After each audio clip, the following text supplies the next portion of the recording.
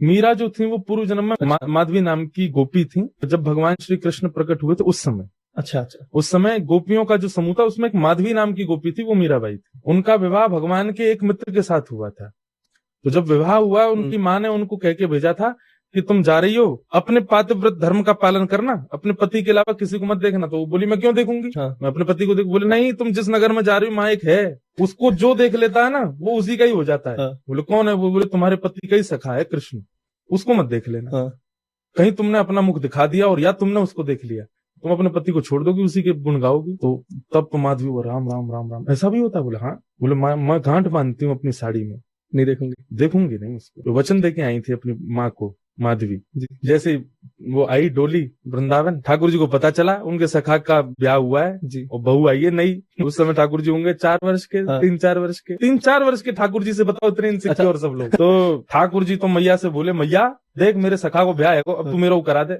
4 साल का बालक। हाँ, तो ठाकुर मैया बोली लाला ने बड़ा तो है जा। बोले मैया मैं अभी ब्याह जाई हूँ, अभी ब्याह जाऊंगा, और तेने अगर मेरा ब्याह नहीं कराया हो तो बस सखा की बहू को मैं गल ले आऊंगा, वो मेरी रह जाएगी। ऐसी ऐसी बात ठाकुर जी की, ब्रज की लीलाओं में ऐसे कथा आती है। ठाकुर जी पहुंच गए, आधे रास्ते में टोली रुकवा दी उसकी। अच्छा।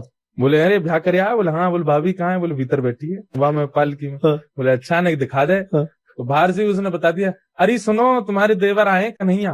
कन्हैया नाम सुनते ही माधवी बोली तो वही है जिसके लिए मैया ने मना किया। घूंघट करके और महाराज ऐसे पकड़ के बैठ गई माधवी, इनको ही नहीं दिखाना। ठाकुर जी भीतर ही बैठ गए, भाभी तुम्हारे पांव पर। अरे मेरी भाभी, मुख तो दिखाओ, मुंह तो दिखाओ, तुम्हारा कैसा कैसा सुंदर रूप है। और खूब नीचे तक झांके, कभी इधर ते करे, लेकिन माधवी अपना मुख नहीं दिखावे, ना बोले ना मुख दिखावे। ठाकुर जी ने खूब हाथ पांव जोड़ दिए फिर भी नहीं दिखाया।